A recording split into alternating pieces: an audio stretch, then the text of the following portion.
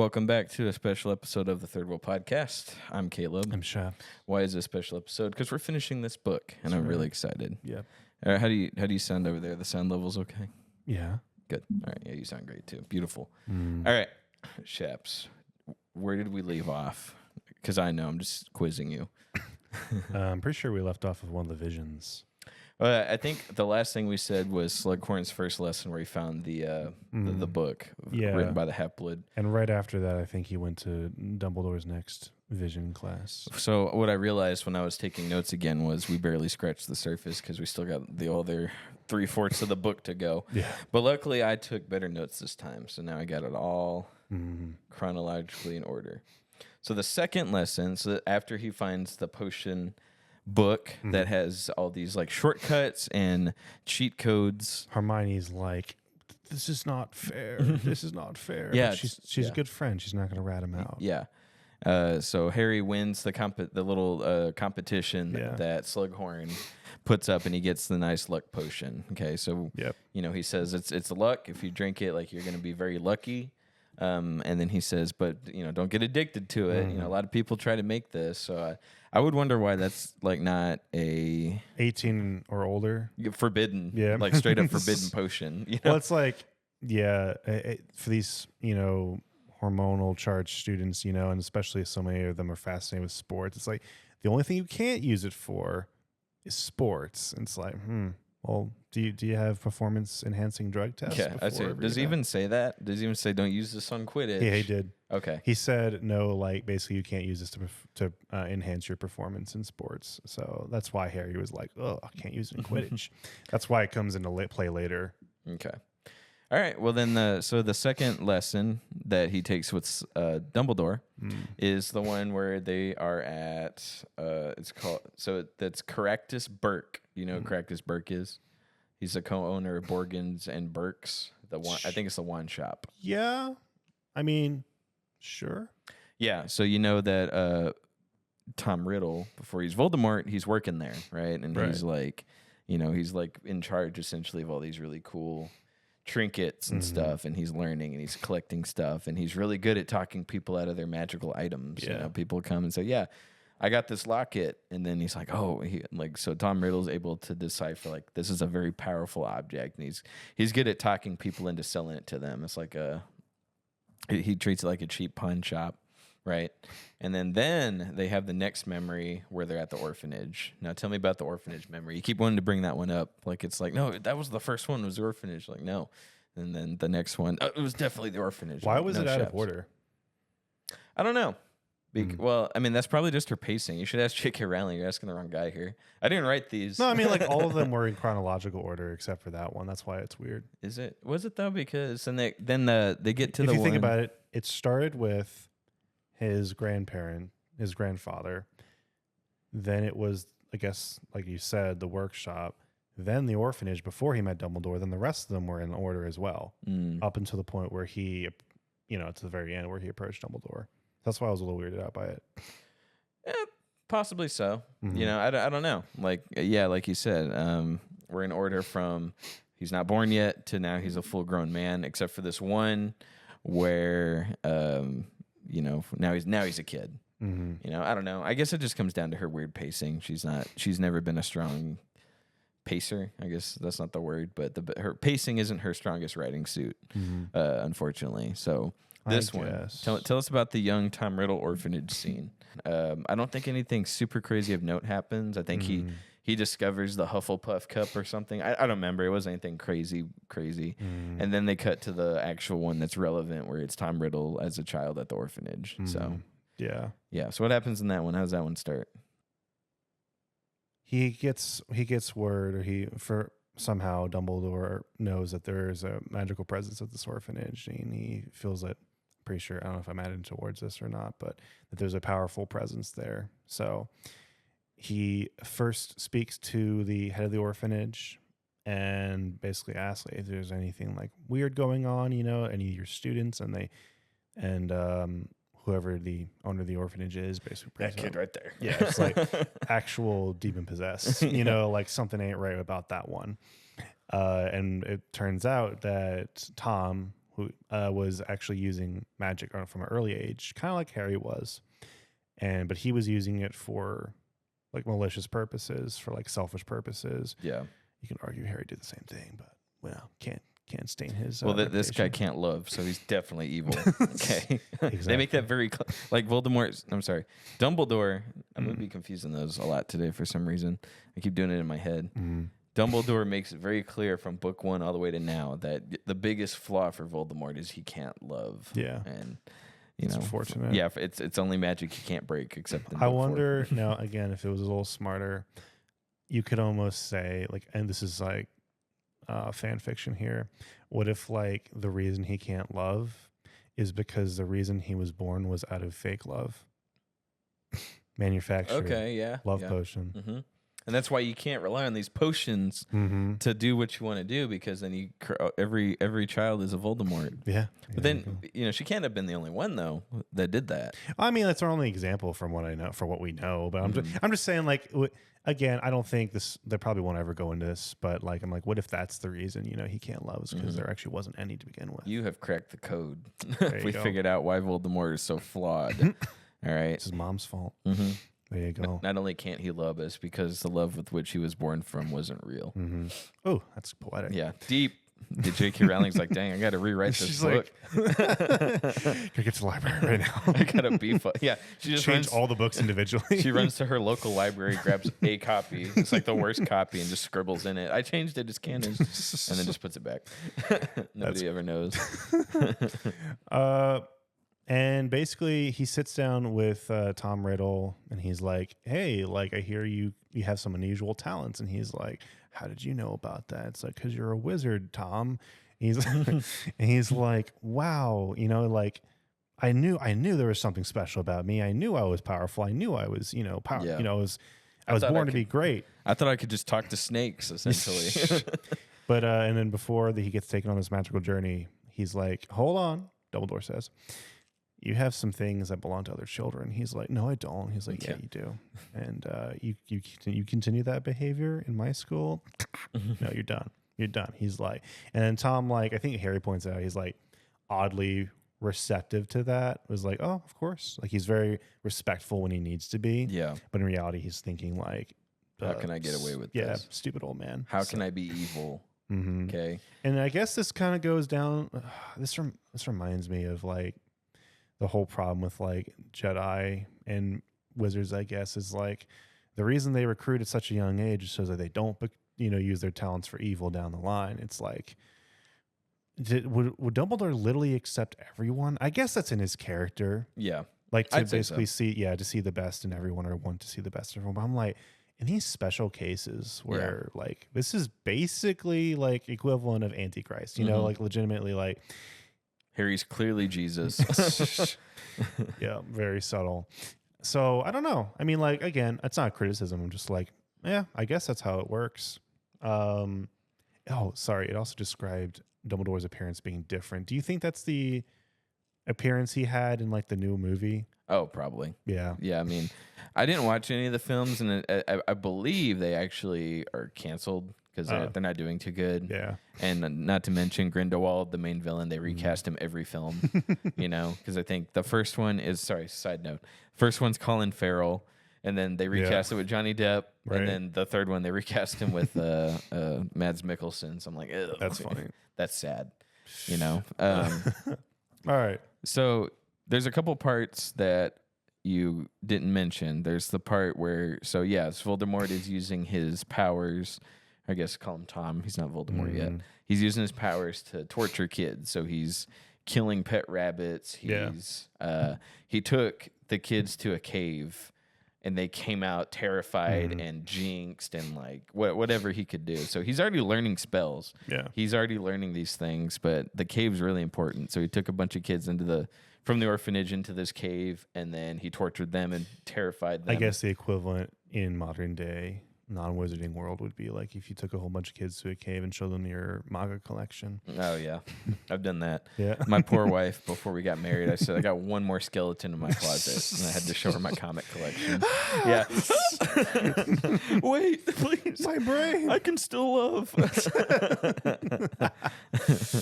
So It's great. So yeah. But yeah, Voldemort shows them his manga collection, and they came out different people. Some came out weebs, some came out dweebs. Yeah. You know, But yeah, I guess take notice of that cave story because that comes important. That's important for later. Chapter, I don't know, 25. So yeah, Dumbledore's like, all right, come with me, child, and walk ahead of me. Don't walk behind me. Yeah. That's the thing. So yeah, Dumbledore wasn't headmaster back then. mm-hmm. So yeah, I wonder if any other wizard had visited Tom Riddle that day, if it wasn't Dumbledore. Maybe. I'm not sure. It didn't seem like it was because it seemed like Tom was like, again, he wasn't surprised that he had this power, but he was kind of surprised that there was a whole world of people like him, essentially. Yeah. Like, I think that's what he even said specifically. So I don't know. It's really interesting how like there is like the stark difference of like him and Harry. It's like Tom, I think, is like leagues more intelligent than Harry was. Yeah. You know, like he's already got so much figured out. Like he's already doing complex spells for someone who's never even been taught anything before. Yeah.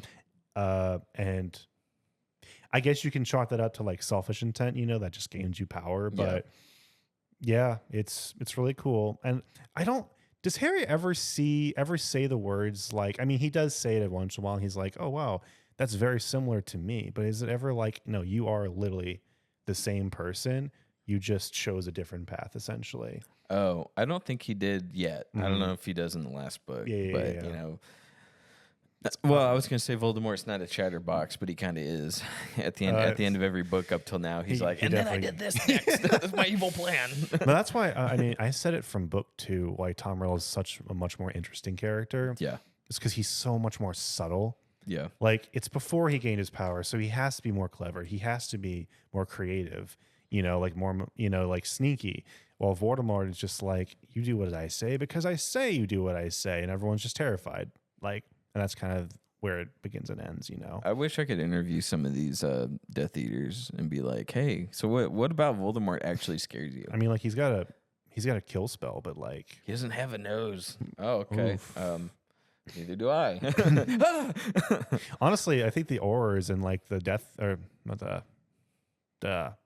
just Azkaban is like way scarier than anything that like Voldemort has ever done. Oh, but, yeah. I mean, okay, there is something kind of interesting. Again, it's always stuff that he's already done, but there is something interesting in like one of the last chapters where we see him like, oh, okay, that's actually kind of terrifying. But all right, moving on. So Harry's like, wowzers, that's kind of crazy. And so I took note that the next chapter, this is after, let's see, hold on. I don't think. Yeah. Okay. So that, you know, he doesn't, Dumbledore doesn't assign Harry his special task yet. Yes. So next chapter is all about Quidditch, right? So Harry, he starts to notice something. His body starts to do something different every time he sees Ginny. And Ginny's dating Dean Thomas, right? So we're back to the good stuff here. That Tom Riddle stuff, boring. Yeah. Okay.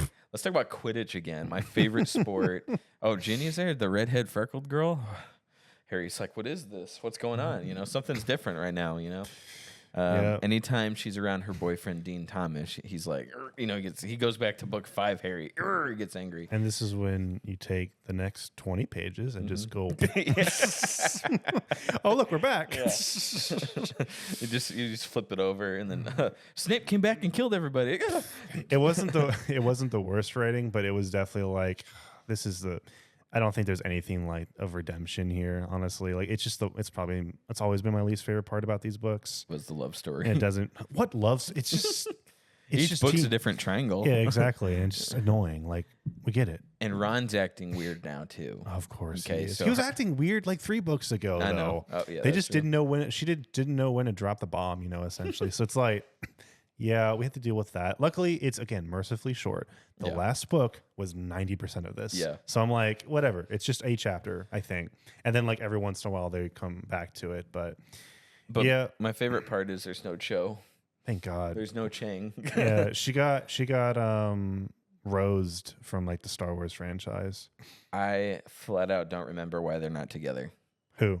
Cho and Harry. Oh, it's because it's stupid. She couldn't get over the death of her last boyfriend. Well, yeah, but they addressed that halfway through the book. But I forget what happened at the end where they decided they I think that's all it was. I legitimately think that's all it was. Like, that's what it always came back to. Didn't I just read this? I don't remember. Like, he went to the coffee shop with her, and then she, like, started crying and then ran off. I think she did that, like, 3 more times. And then he was like, you're right. We're not meant to be together. I'm going to have to AI Google this. So Bing has a nice AI now that's actually very helpful. So be like, why did Cho not end up with Harry? Based on all sources that I have. It's because the writer realized there was nothing more for Cho to offer to the story. Oh, we know that's not it. There's a bunch of characters here that do that. That's true. Or don't do that. Yeah. So, okay. But yeah, okay, you know what? He likes Jenny now. Fine. Jenny, I like Jenny. She's been a character since book 1. Whatever. Ron right? hasn't kissed a girl, so he grabs the nearest girl. And and that's all they're doing is kissing. Yes. All they're doing. Okay. Yeah, you hear about that a lot. But next chapter, the Quidditch match. Right. Okay. This is the big one. Ron, again, loses confidence. Yeah. All right. I suck. I won the championship last book, but I suck now. I'm losing confidence for no reason.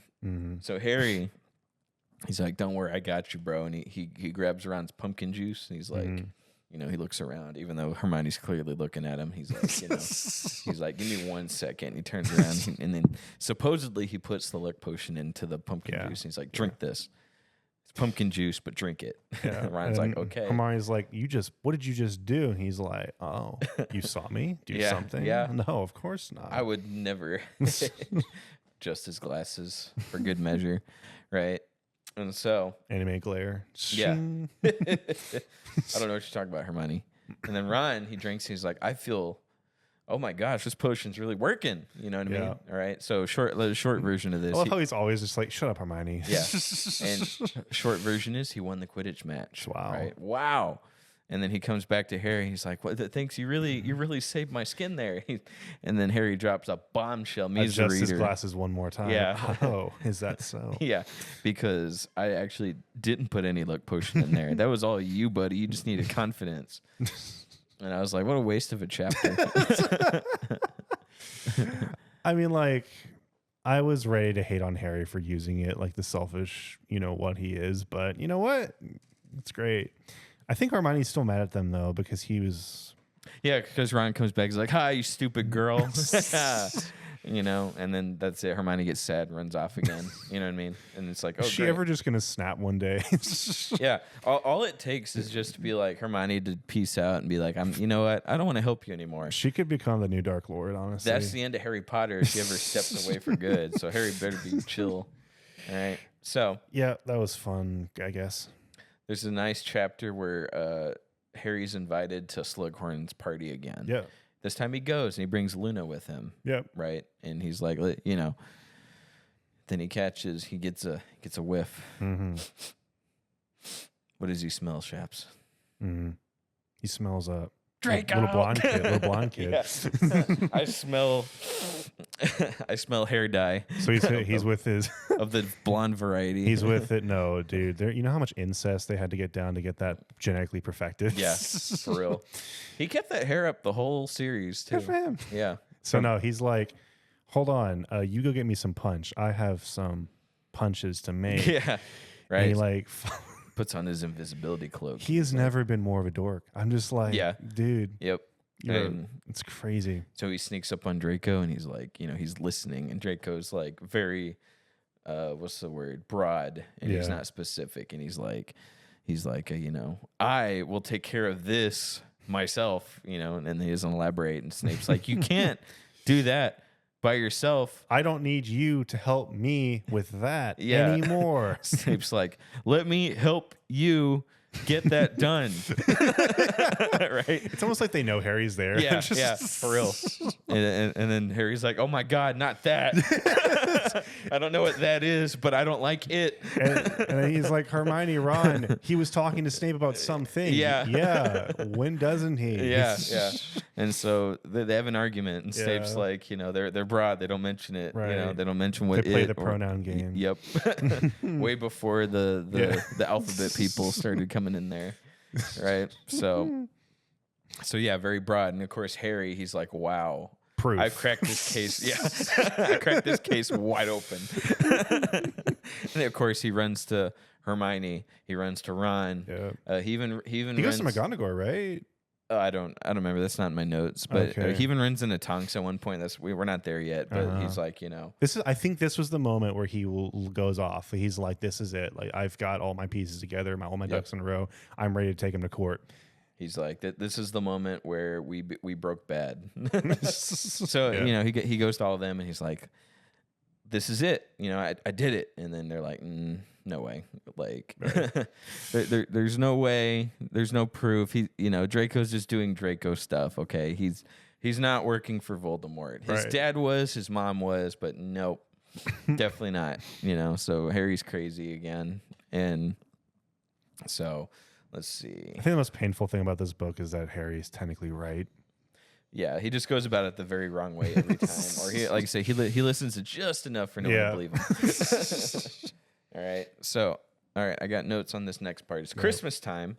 Yippee. Okay? Nothing crazy happened. They go back to the Weasleys, right? That is correct. They go back to the Weasleys. Let's see. I think we're about halfway. And they all talk behind Flora's back for some reason. Yeah. Let's see here. I can get that. What? Like young siblings kind of been like unapproving of like their older siblings. Oh yeah, for sure. Especially if Flora's as beautiful as she's described in the book, everyone would be like, "Oh, that's not fair." Yeah. It's I not don't get cool. the mom that much, but yeah. You don't? I get the younger sibling like not being like, "Oh, whatever," but like I don't really understand why the mom's like, oh, I don't know. Maybe she's jealous of her looks. I don't know, maybe. She wants someone more shabby like the Weasleys, That's why, because she's really pushing for Tonks to get with Bill, who, as we know, is the cool Weasley. Right. Okay. So the only thing I pay attention to is the part where he talks to Lupin. He talks to so in the Christmas episode, the part where the Minister of the Magic comes in. Oh, okay. And that's Rufus. What's that dude's name? Scrimgorn. But let's not forget he also talks to Lupin in this scene as well. Okay, whatever. What does he talk to Lupin about? Anything important? He did exactly what he saw. I think it does come first, so it's irrelevant. He talks to him about what he saw. He was like, Snape and Malfoy kissing in a tree. Yeah. And then Lupin's like, KISSING? No. And Lupin, he's like, I don't think he outright like dismisses him. All he says, because Lupin has always been like, I don't like Snape. Yeah. But he's also like, listen, Harry, I'm going to tell you the same thing that everyone has told you since book 1 a million bajillion times. Dumbledore trusts him, and so we have to trust him too. Yeah. Like he does. You don't have any proof. He's basically the one who says, and the only one he respects anymore is Lupin and Dumbledore. And Lupin's like, yeah, just chill out. We just have to trust Dumbledore's got this right.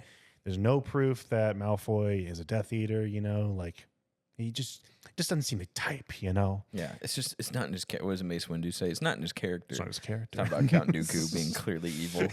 He's talking to Count Dracula. He's not in his character.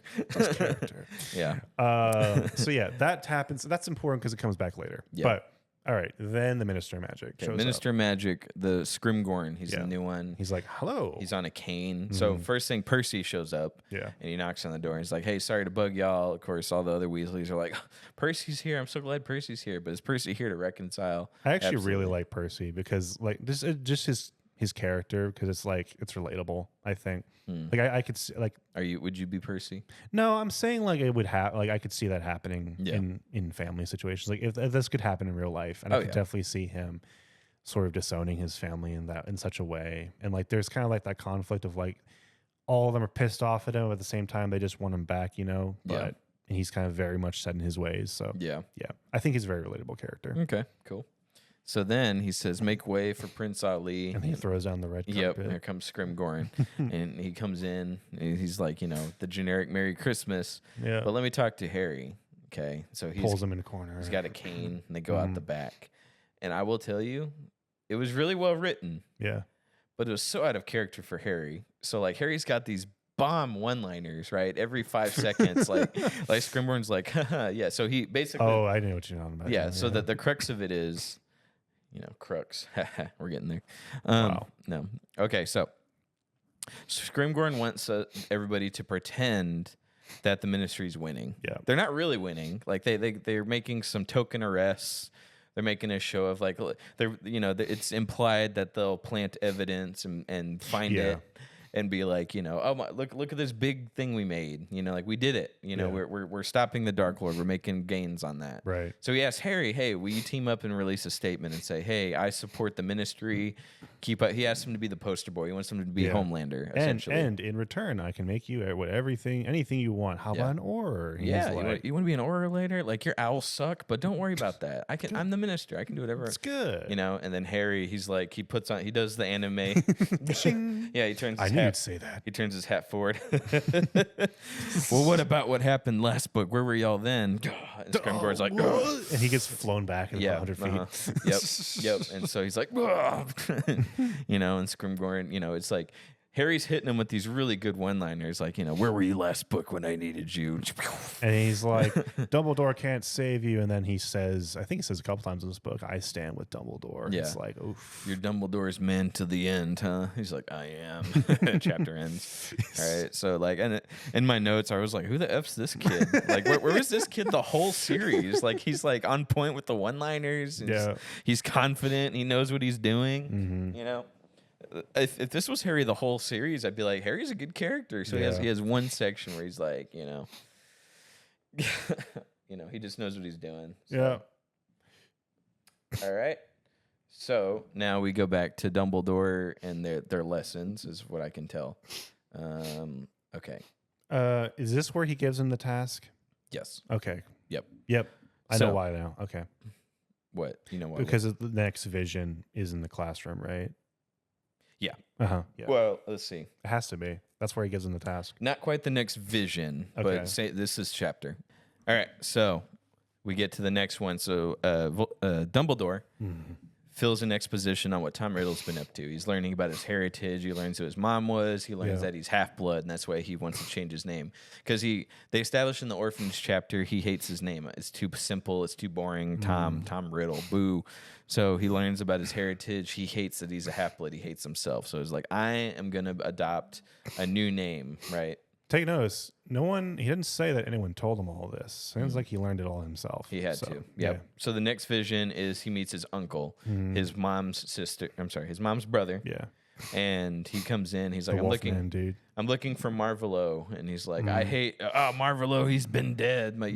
You kind of look like my stupid sister. You look like you're blah blah blah blah blah. You also look kind of like the guy up the road who fathered the child. It's like, wow. Yeah, you study faces quite well. Yeah. And so then Tom Riddle hexes his uncle, right? And he disarms him. He takes his wand and he reprograms it. That they kind of touched on that in book 4. You can kind of program the wand a bit.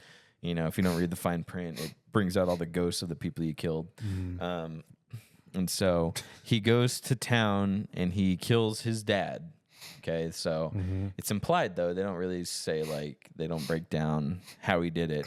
But he does it, and he frames his uncle. Yeah. And so then they send the uncle off to Azkaban. I think he does the Imperatus, right? Because he makes his uncle confess. That was a big thing. Yep. And back then, it's all you needed. And then I believe, if I read Cliff Notes correctly, it wore off. But before he could clear his name, he died. Something like that. Yeah. So then you get to the next vision, which is... Then they go to the memory of Horace Slughorn.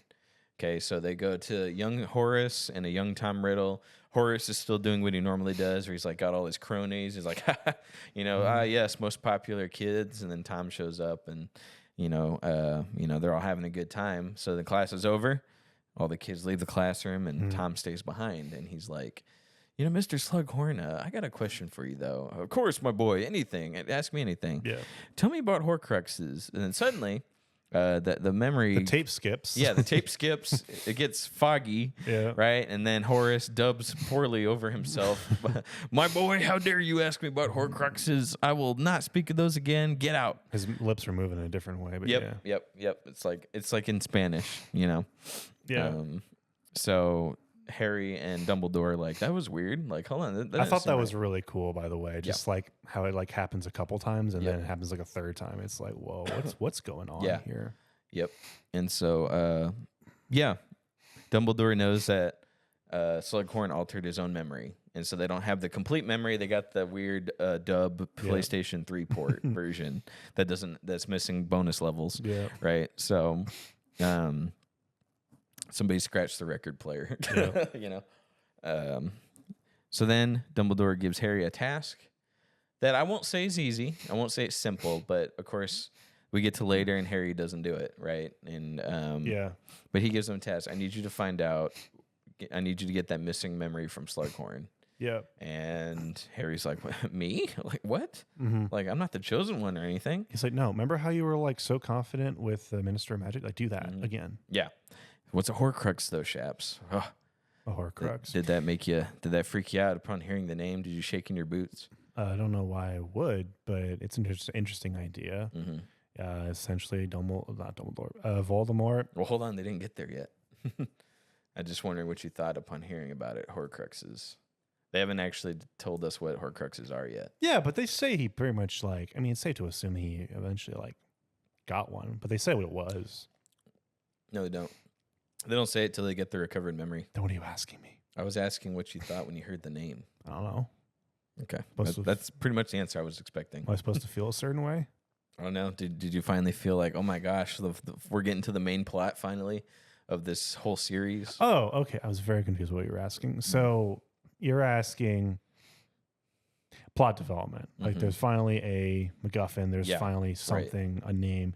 Yeah, I'm glad.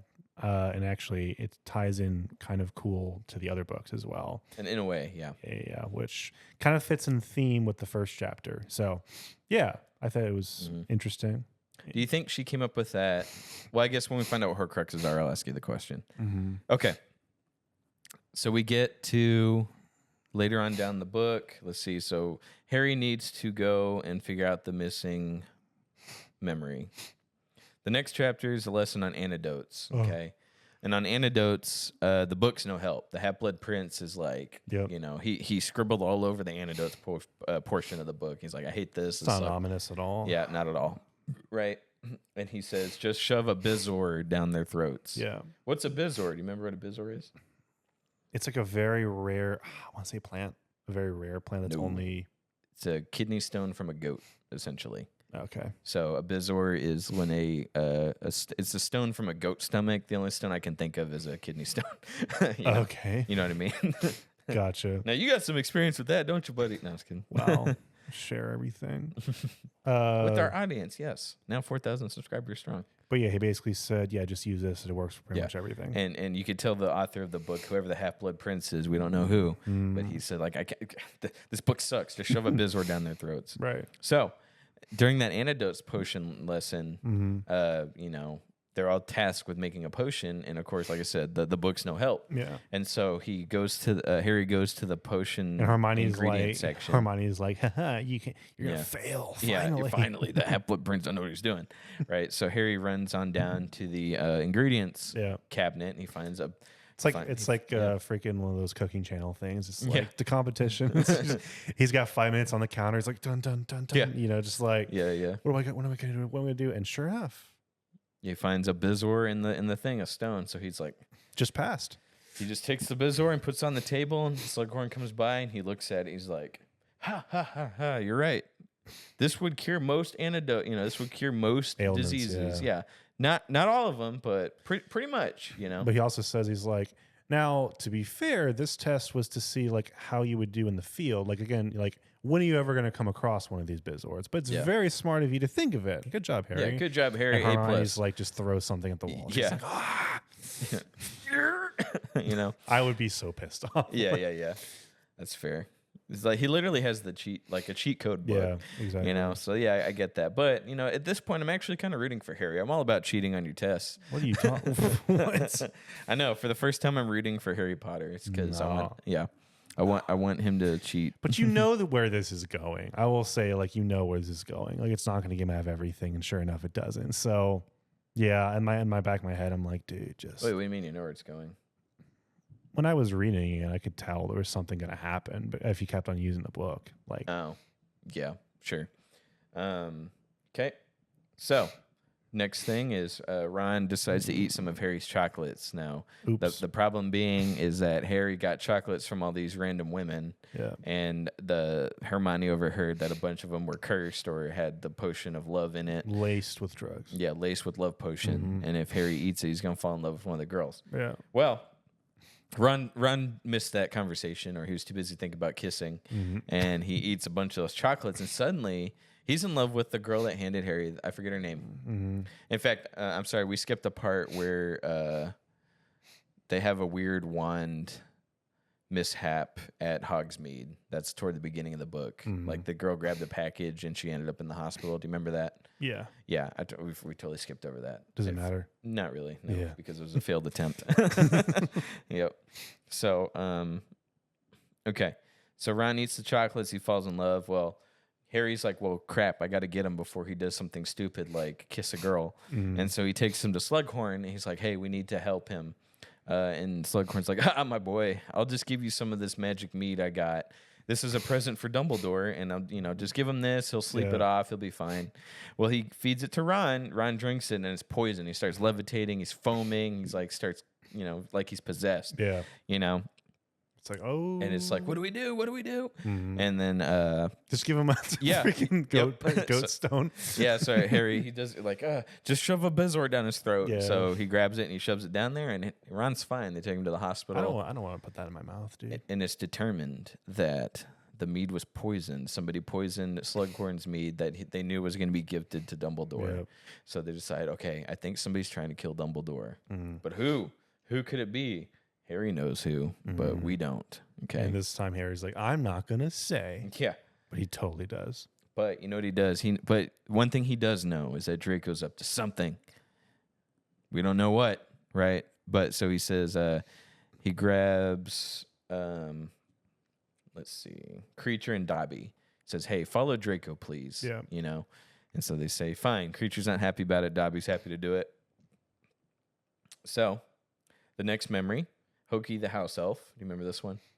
Hoki works for a powerful witch. I didn't even want to bother with her name. It was something weird. It was like Ismanius Smith or something. Really old witch that loves Tom Riddle. Yeah. Okay, and this is told from the perspective of that house elf. So, really happy, really cool. Everything's great, right? And this witch, she loves Tom. She's like, let me show you my most prized possessions. Yeah. I got this locket. It's from the descendant of Salazar Slytherin. Yeah.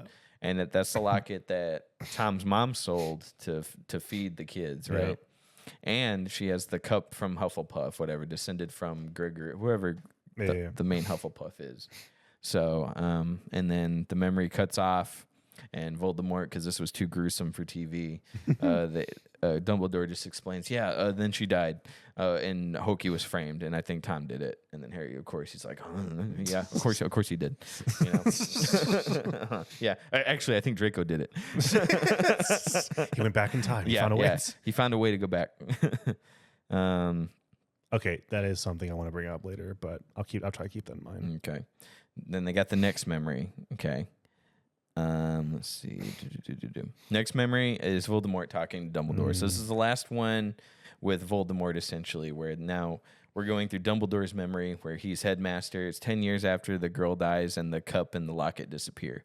Okay. Yeah. Voldemort, who looks different now, he looks partially dead, but it's Tom Riddle. He's renamed himself Voldemort, and he shows up to Dumbledore's office, who's just now been made headmaster. And he says, can I teach defense against the dark arts? And Dumbledore's like, no.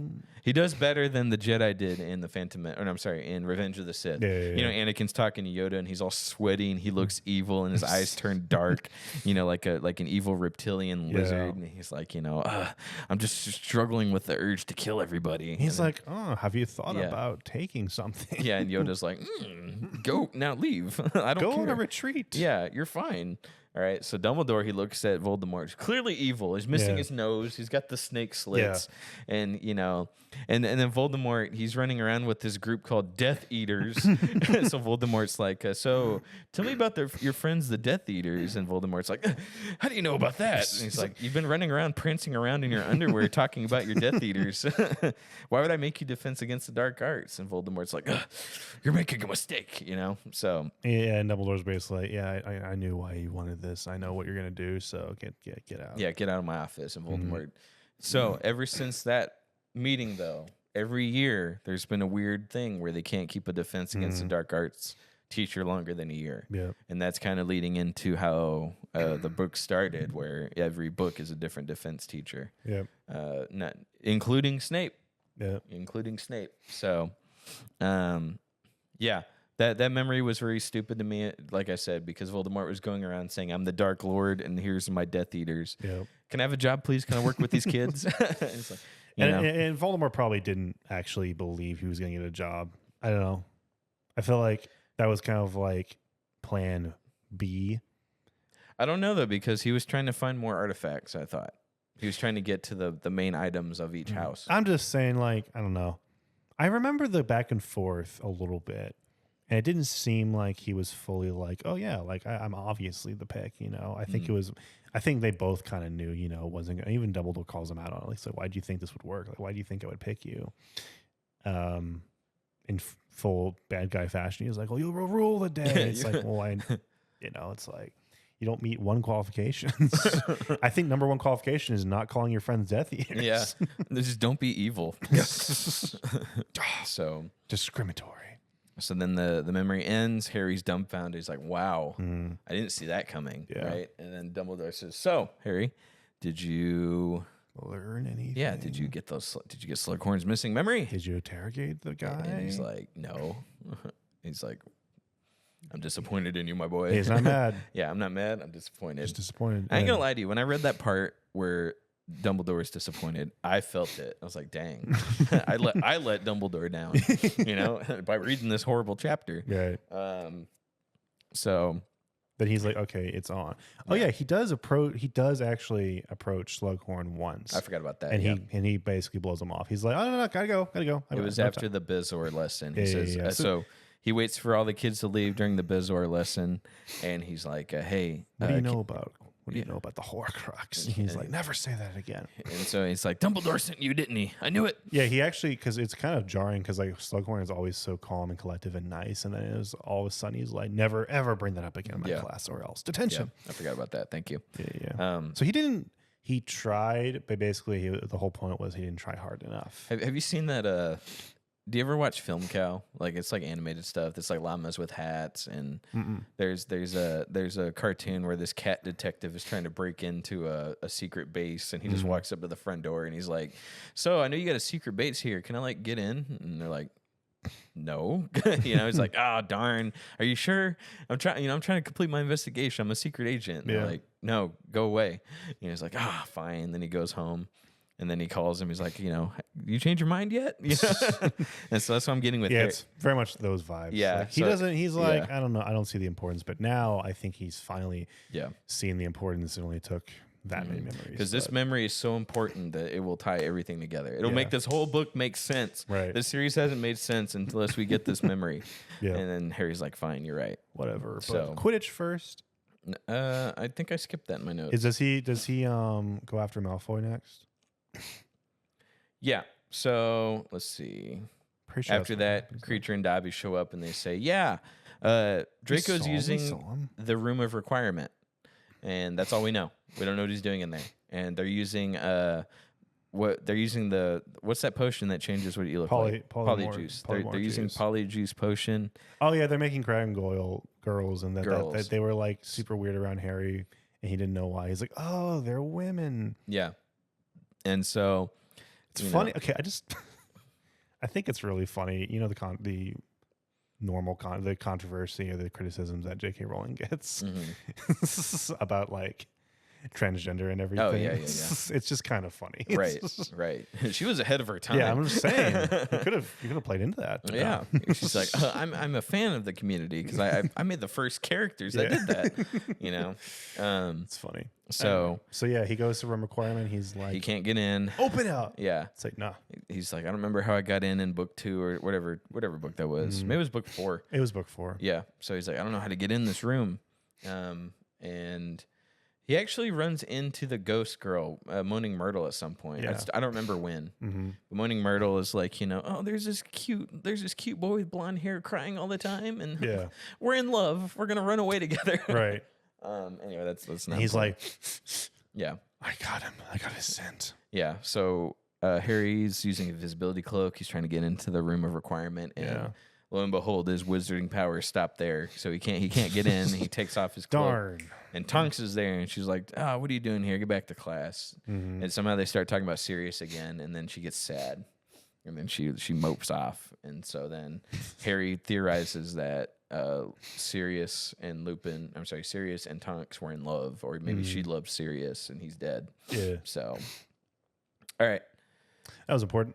Moving on. Super important to the story, but it's in there. Sorry. He doesn't have the requirement to get into the room of requirement. He's missing his level 5 key. So, okay. We're getting now toward the end of the book. Yeah. Aragog, the giant spider from the second book, I believe, dies. Was it not? Oh, I thought it was the first book. Maybe. No, you're right. It was Chamber the of second Secrets. book. Chamber of Secrets had the big that red kind of herring. hit hard because I was like, oh man, I remember that. That was a long time ago. Yeah, it was a good time.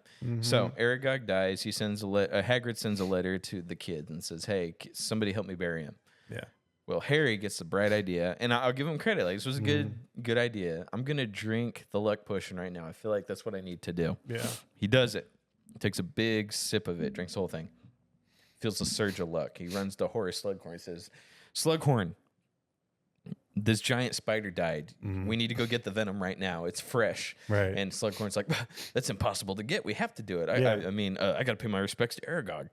So then he puts on his bowler cap and he runs out. Right. Puts on pants, and he runs with Harry to the funeral. And while Hagrid's crying and they're burying Slughorn's on the back, touching the spider inappropriately and getting the venom out of it.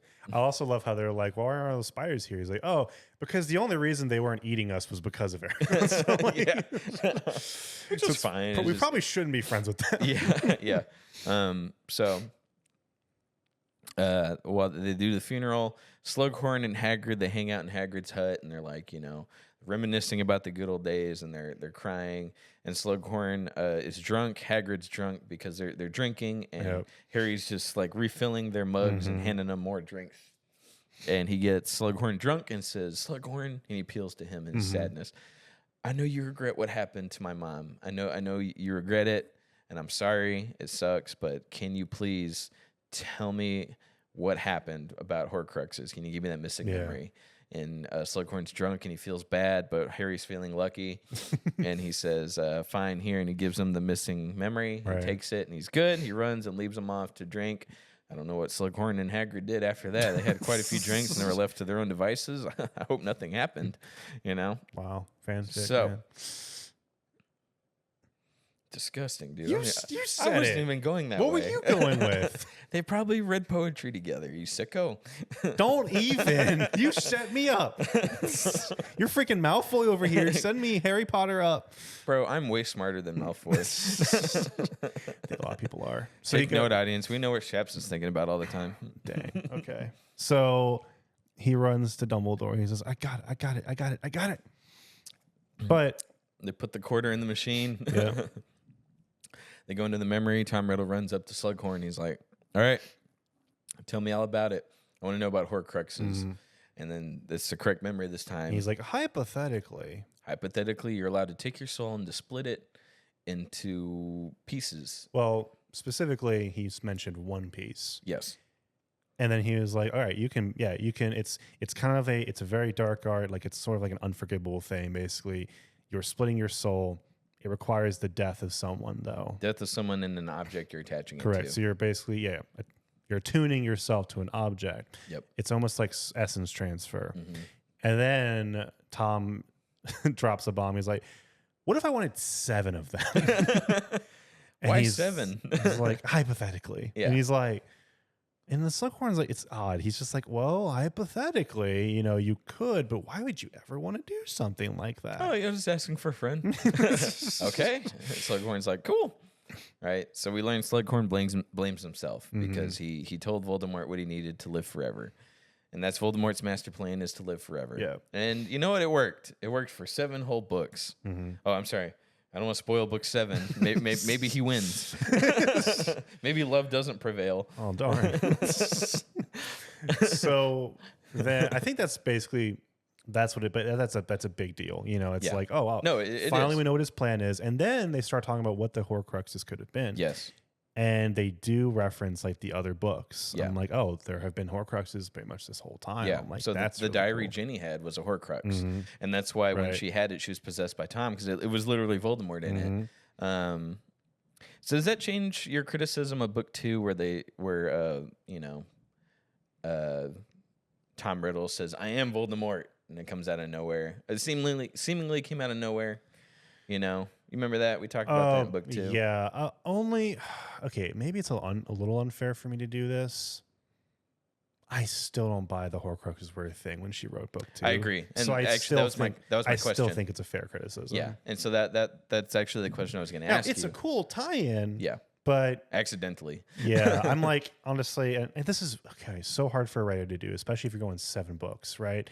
To think of something that will tie. But it's also not that difficult if you're writing your villains correctly. Yeah. Like, honestly, all you have to do is like have method down at the very beginning, method and also motive.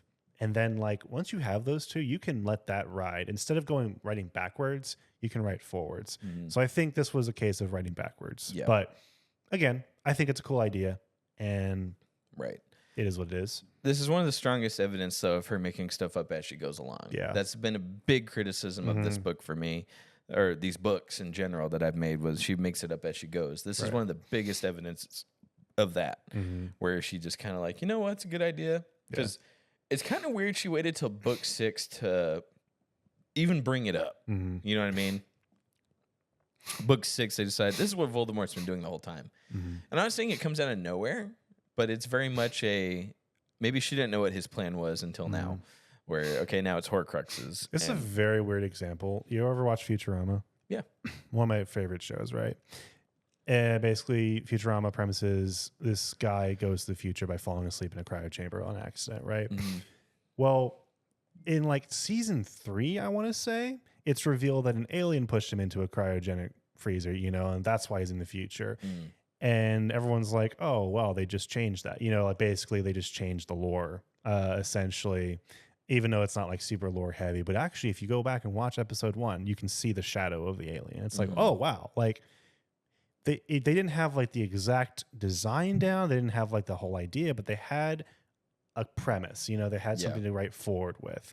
And that's like one example of many, but I'm just like, it's what came to mind. I'm like, honestly, I feel like Horcruxes could have been a thing at the very beginning, you know, and just like you may not know what they all look like. You may not know what they all do, but like have something to tie your villain to, so yeah, it's a cool idea. I just wish it was implemented earlier. Right. Because it's almost like Sidious coming back in the last episode. It's like you could have referenced that at episode 7 of Star Wars, but they didn't know they were going to do that. So they just rewrote and retconned. So it's a retcon. Yeah. So I never like retcons, especially if they're avoidable, but it is what it is. I'll give grace. I'm enjoying it. So yeah.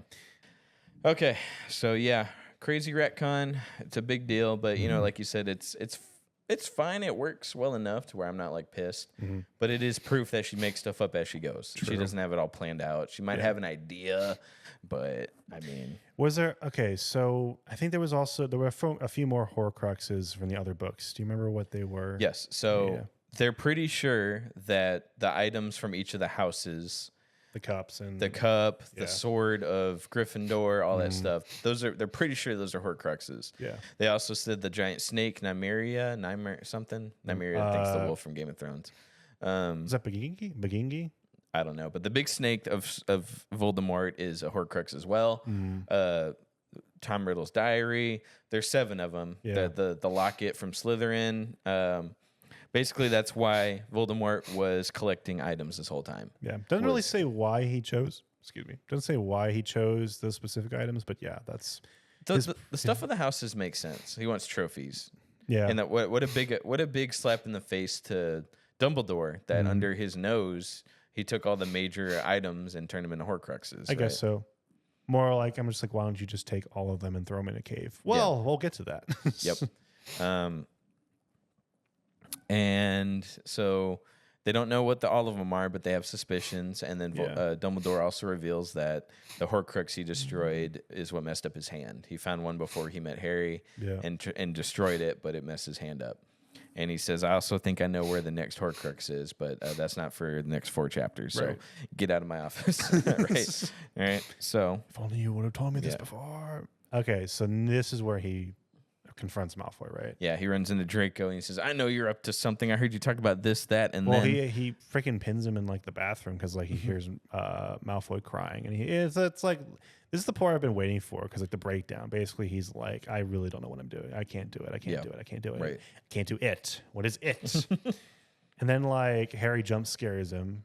And then they almost, Harry claims that Malfoy was about to use an unforgivable curse. Yeah. I don't know if it was Abracadabra, but it was something. Maybe the Imperiatus. I'm not sure. I'm not sure either. Yeah. But Harry uses a spell from the Half-Blood Prince's book that he hasn't like used yet. He was just like, oh, I keep it. Basically, I think in the book it says use this for your enemies, and he's like, oh, I'll keep that. I'll keep that for later. I'll bank that. And he uses it. And this is the problem with someone who doesn't take note of spells, like you, and especially using something you don't know what it did.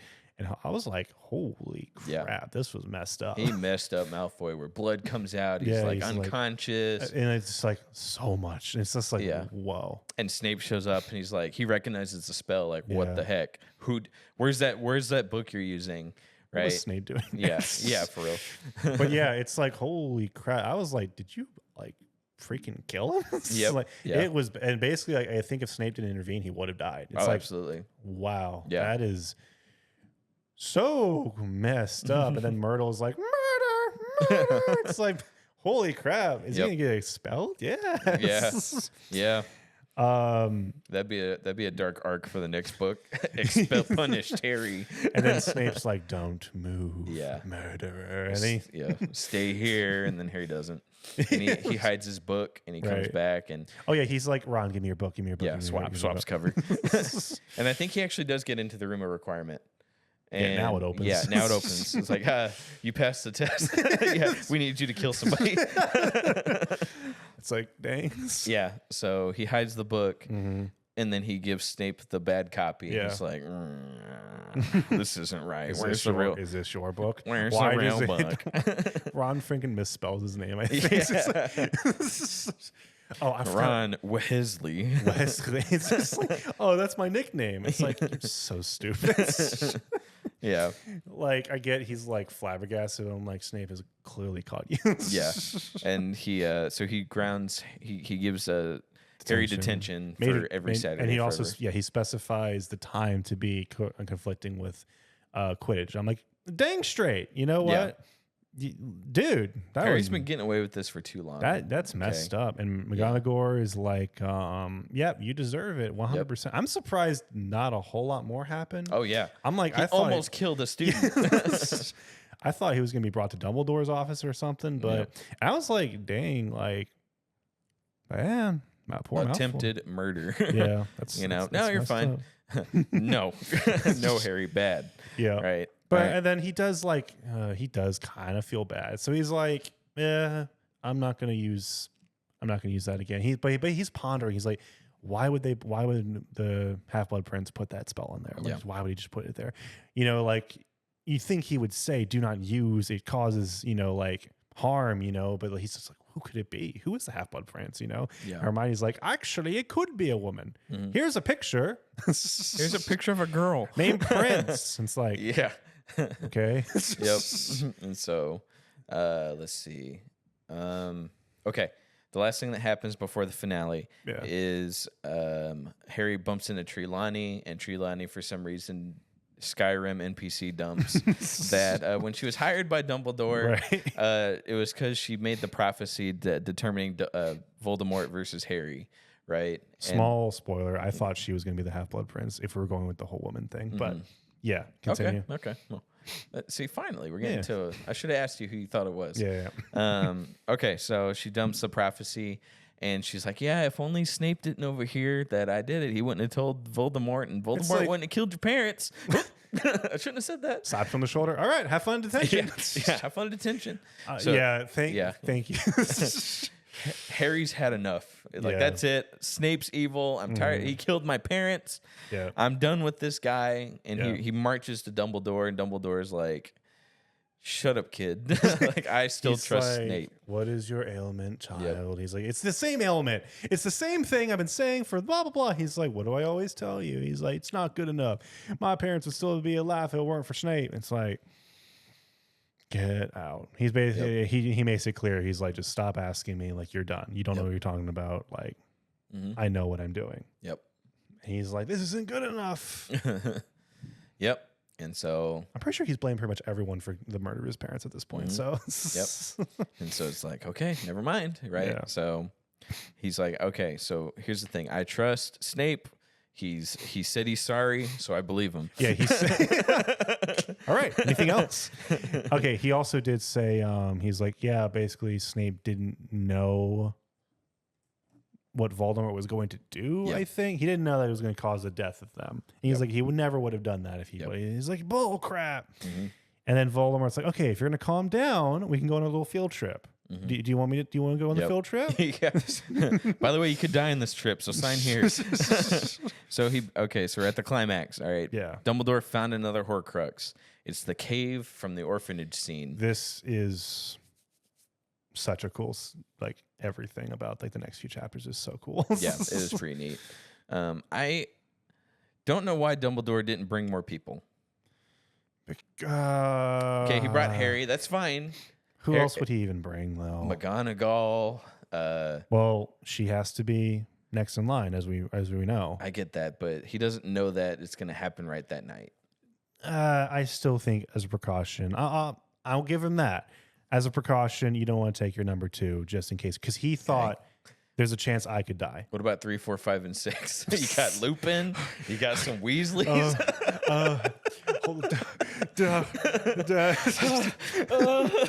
Give me a moment. Liquid luck. Where's that luck potion? All right. Why does he want to take Harry? What about the real? What's the guy from the 4th book that turns out was fake? But I forget his name because he wasn't the real guy. Oh, you're talking about Screw Eye? Yes. What's his name? Crazy Eye? Yes. Oh Mad Eye Moody. Mad Eye Moody. Why didn't he bring the real Mad Eye Moody? Oh yeah, I forgot he was a thing. Yeah. He's not a thing You know anymore. why? Because I forgot about him after book 4. Okay. Who knows what it? Okay, I think I have another theory. Okay, here's mine. Do you remember what he promised? He makes Harry promise. No matter what happens, do what I say. I feel like Harry would be the only one who could do it. I feel like everyone else would try to say Dumbledore. All right. I'm just going to say you're making stuff up on behalf of J.K. Rowling. You asked. I'm giving you my opinion. I know. Yes, it doesn't clearly state whatever. That's like 90% of these books. Yep. You got to make up the rest of it. It is what it is. Whatever. These are cool. These are cool chapters. I'm not going to take that away. Yeah. But yeah, he makes him like, no, this is not a normal promise. I'm like, you're going to break 5 minutes later like you usually do, Harry. Yeah. This is something you need to do no matter what. Yep. It makes him promise multiple times. But so yeah, they make it towards their cave. It's like, all right, pack your stuff. They're going. Let's go. Yep. They approach the cave. It's the same cave that Voldemort took those 2 children that one time and hexed them. Yeah. You need a blood altar pass to get in. Yeah. And so Dumbledore's like, no, Harry, let me do it. I'm old. You're the chosen one. It's like, I think you should have brought Moody on, but Moody would have been like, I got this. Pops out his fake eye. Yeah. I've seen plenty of these in my day. But no, it's funny you bring all that up because I'm like, you see, this actually proves the uselessness of the Order of the Phoenix. But Yeah, yeah, I didn't isn't even this think about exactly that. what they're for? Yes. But all right. Tonks would have gladly cut her toe and dripped her blood in there. But yeah, if we ignore that the Order of the Phoenix never happened, Yeah. then this scene makes sense. So let's go with that. Okay, yeah, book 5 just not canon. Bring Cho. So they're like, okay, they go into this cave, they open the door, mysterious bloody door, and there's like a lot of water, and they need to cross the water, and they notice that there's a lot of things floating in the water. What's floating in the water? Dead bodies. It's like, oh, and there's like, Man, he's like, ignore them. They hate light.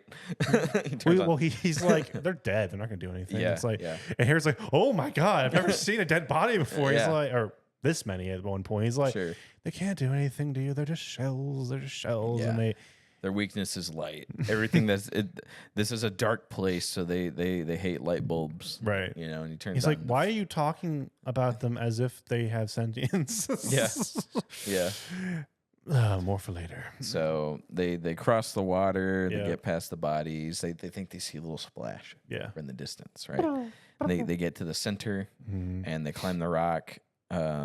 And I forget what's that. So there's a goblet, I think. I thought it was just the cauldron. Okay, it's a cauldron, That's the book cover. That's what it's Yeah. referencing. and it's full of potion that they need to get rid of. Yeah. You can't just scoop it out and dump it. Yeah. You got to drink it, Mhm. right? So Dumbledore's like, okay, this is the part I told you about. It's like he already knew, Yeah. right? But it's like there's a Horcrux in here, but we have to get rid of the potion, and it has He's to be like- drank. And he says, I have no idea what it's going to do. It might turn me into a vegetable. It might kill me on the spot. Might do nothing. Who knows? But no matter what, you make me finish drinking it. Yeah. And so after about 4 glasses, Dumbledore's like, oh, no, please, no more. I can't do this anymore. And to see Dumbledore first time ever to Yeah. be like vulnerable Mm-hmm.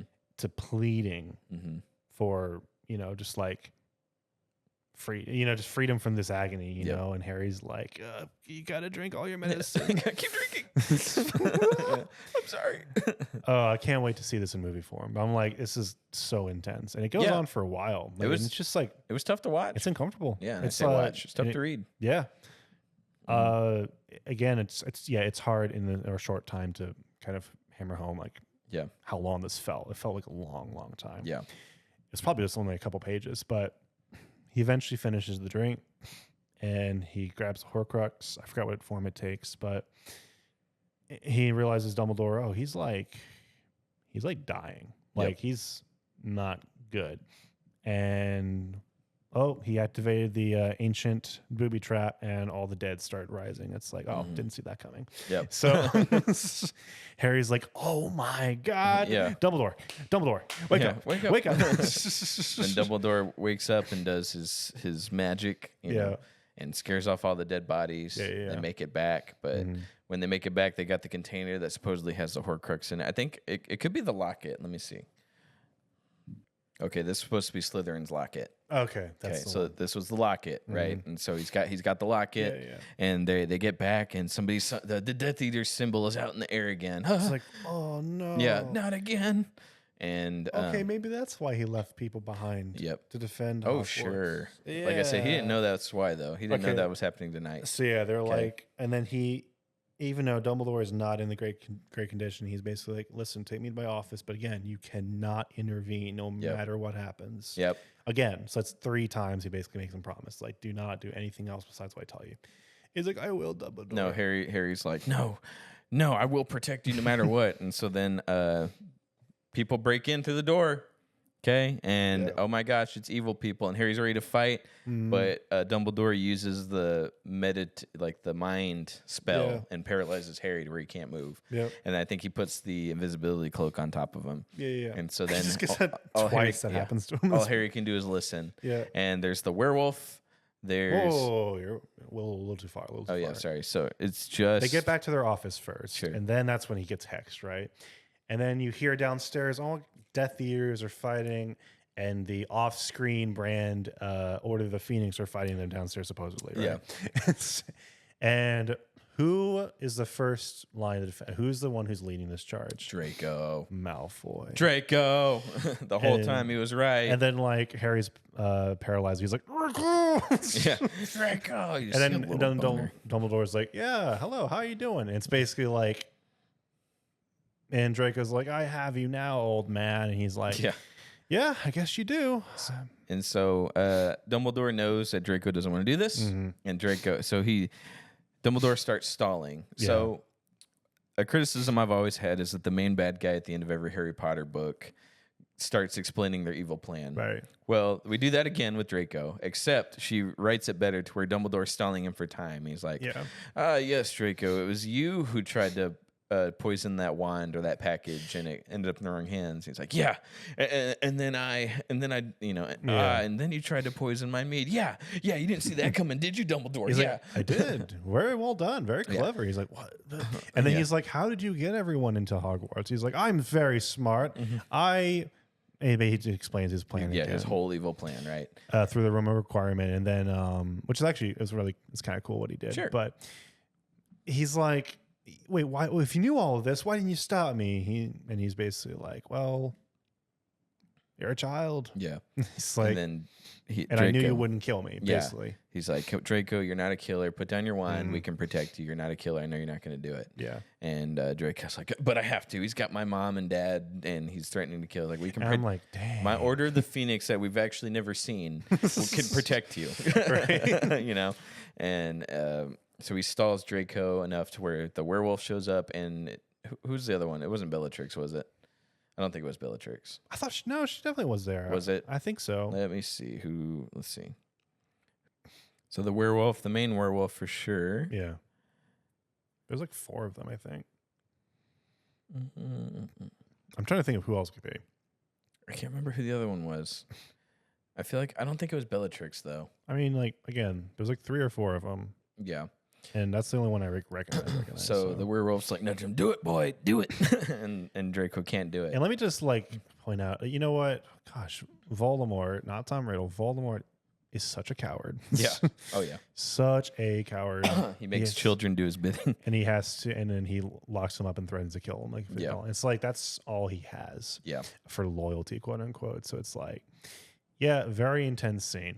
And then Snape comes in and he's like, and then Dumbledore finally has a face of panic. And he's like, Severus, please. And then Snape shaboom, hits him with a spell, forget which one, and it kills Dumbledore. Yeah. Did you notice, we talked about this before, how people just die with no real build up to it or anything like that? How'd you feel about Dumbledore's death? Was it properly built up? Was it more played out? Or was it just a sudden... I mean... I actually last book I didn't even notice that's Sirius died. Yeah. This one, it was like the whole scene was centered around that. So I'm like, it was a little bit better. I think so. A little bit better, but it was still a sudden chika. And then he goes out the window. I was like, bonus points. Yeah. So Dumbledore's dead. Book 6. Yeah, I wanted to bring that up. Again, I know of like a couple more spoilers. This is the one I knew from the very beginning before anything. I just didn't know what book it was going to be on. So it was a surprise a little bit to me that he died in this book. Not the last book. Not the last book. I thought it was going to be like the beginning of the last book. So yeah, I was like, unfortunately, it was not like a super big, like, oh my God. Yeah. So, I knew it was this too. There's a Big Bang Theory where they spoil it. Oh, really? I don't know if you saw it, but no. The whole episode is Sheldon accidentally spoiling stuff for Leonard. And so he's like, Leonard's reading book 6. Like, wow, I can't believe I didn't read the Harry Potter books before. I'm already on book 6. Sheldon's like, oh, that's a good one. Dumbledore dies in that one. And he's like, oh, So that's how I knew. Apparently it was a meme whenever the movie for book 6 came out where it's like Snape kills Dumbledore. People would run in before people watched the movie and yell that. So it's like, yeah, I knew about it, unfortunately. But it is what it is. That's on me for not reading these books sooner, I guess. But fair. Yeah, it was still sad. Yep. So they're they're escaping. Let's go and get through the end of the book. Yeah. I don't think they find Harry, but yeah. Right. But Harry gets unjinxed and he chases after them. And he's like, a Snape, I knew it. Snape, Draco. Like he's just chasing after them. He's throwing spells. And then Snape's like, oh, by the way, I'm the half-blood French. So I watched the movie scene again, and Snape's like, you dare use my own spells against me, Potter? I'm the half-blood prince. And then he runs away. It's like, and Harry's of course like, you are. Harry's like, I knew it. I knew it. I knew the whole time. No, you didn't. I knew since book 1. I'm on record. I knew it. Right. And so that's funny. And then everyone's in denial of the Order of the Phoenix. They do such a good job fending off the other off-screen Death Eaters. Oh, sure you did, guys. And they're like, they were just all having lattes in the teacher's lounge. I know it. So everyone's pretty much in denial. Like everyone's like, "What the crap just happened? Yeah. Snape's evil. What? No. Dumbledore's dead. No, you must be mistaken. Yeah, well, half his brain is just splattered across, the school grounds. So he's on the ground outside. Yep. And so next chapter, we have our big Spider-Man moment where Ginny walks up to Harry during the funeral, and then he's like, "We can't be together. It's too dangerous. They're gonna kill you first." I'm like, I was so mad when that happened. I'm like, are you freaking kidding me? You were mad? I'm mad because I'm like, it's just wasted time. Yeah. It's just wasted time. Why do we have books like that, or chapters dedicated to them just for him to say, sorry, I don't want Voldemort to know my secret identity? It's like, dude. Yeah. So that's his big Peter Parker moment. He's walking away from her while she's crying. She's like, I understand. I was like, I can't. No. I'm Harry Potter. I'm too cool.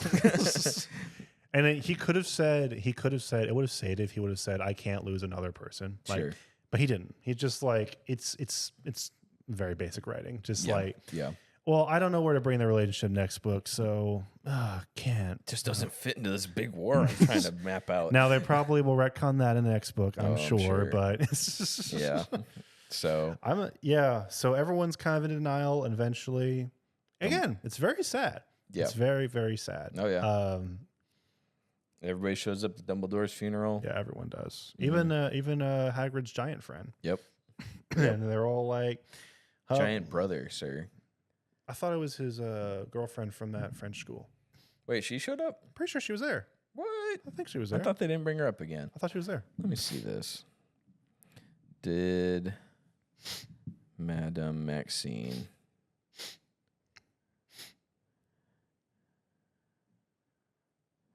show up to Dumbledore's funeral? All right, she did show up. Yeah. Oh, thought I read that right. They didn't forget her. Isn't that nice? Doesn't that just warm your heart? She's bringing back stuff from other books. We haven't heard from Karkaroff or the other schools. So yeah, theme of this shut up. Theme of this book was essentially bringing all the other books together. Yeah, which I think was cool. The very first chapter did that. The last chapter did that, and even the middle chapter kind of did that with the Horcruxes. So it's preparing for the last one. So I'm like, okay, we're building up to something. So finally, a lot of people say this is the best book. Do you agree? I think it's probably the best written. Not my favorite, but it's still not the best written. Your favorite's the fourth one again. I'm sorry, man. That really got me. Just saying. I mean, it's better than book 5, so it's whatever. As long as you didn't say the 5th one's your favorite. I was really glad that you hated that one as much as I did. Book what? Yeah. Like you go back and rewrite your own memory, like Slughorn did. Right. So tell me about Order of the Phoenix. What? There is no Order of the Phoenix. Get out. It's like, why would you even mention? Yeah, why would you even mention that? I'd rather tell you about Horcruxes. So, I mean, I guess it's fair to sometimes some part of it's not fair to voice predictions, just because, again, when the 7th movie came out, part 2, I guess, you see so much in the trailers and whatnot, even though I've never seen the movie. So much I'm like, okay, I kind of know where it's all going to go. I don't know how much time is going to be dedicated to like that last, like the War of Hogwarts or whatever. Yeah. But yeah, so I really don't know what's going to happen next other than like the finale, I guess. Yeah. I don't know what's going to happen with like the characters. I don't know. I can assume a lot, but yeah, I don't know. It's hard for me to predict anything, I guess, because I'm so tied to what I've already seen. Let me tell you, the Harry Potter movies, I want to say Harry Potter, Deathly Hallows Part 1 movie, I think that's the first young adult film franchise to split up the ending into 2 parts. That's the first one I remember, that's for sure. I think that's what started the trend. And I watched Part 1 recently, and you know how each Part 1, nothing happens? Yeah. Part 2, that's when that's the real movie, Yeah, right? exactly. I will say everything that happens in Part 1, yeah, it's in the book. Oh, boy. Yeah. So, you know, I'm watching like, when does something happen? Like, why are we, you know, like, nope, that's on par. That's the book. You know? Well, okay. Even though I know, like, okay. I hear 7 is good. I hear it's good at least, right? So your eyes say so much. I hear, okay, is it bad? It's the ending to the wonderful saga of Harry Potter. You haven't read it in a while, right? Yeah, it's been a while. Who knows? All I'm saying is a lot of people say it's good. The people I know who are hardcore fans, a lot of people like Harry Potter. But everyone agrees that 5 is bad. Most people agree that 5 is bad. Half-Blood Prince is the best one, and 7 is okay or good. So I'm going to give it that chance. And hey, it's a great series, great IP. I can't wait to see how it concludes. Okay. Yeah. I'm glad we're here. I know you've been waiting since book 1. Like, to get this done. Well, dude, we're almost done. We're almost done. I'm so. It's been years. I can't believe we're actually like there. You know, we would have been there a lot sooner, but time flies. Yeah. We're down a couple years. So, all right. That's the end of book 6. Almost an hour and a half episode trying to wrap up loose ends. Yeah. I was surprised with how little we got done last episode. I was like, man, we barely even chopped a third of the book off. Yeah. Honestly. So, all right, guys. Hope you guys enjoyed. I hope you guys come back next time, and I hope we get it done sooner. Yeah. You know, I hope it doesn't take another 7 months. That's when we did Order of the Phoenix, dude, like 7 months ago. Wow. Isn't that crazy? Yeah. That's a long time. So, guys, hope you guys enjoyed. See you guys next time for, you know, whatever else we talk about, and we'll try to get book 7 to you as quick as possible. See you later.